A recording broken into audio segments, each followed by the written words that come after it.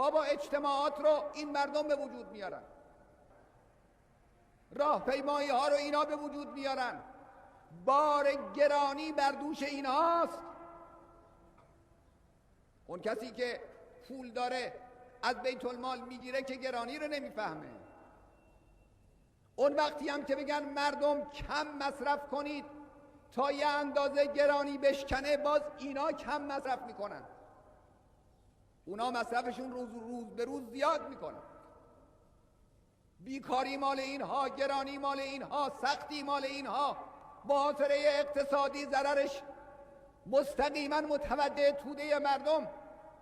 آخرش هم هیچ کاره مملکت پولشون رو بدن به این مسئول و اون مسئول بخورن و به ریش انقلاب و این مردمی که برای انقلاب جان دادن و خون دادن بخندن. این قابل تحمله؟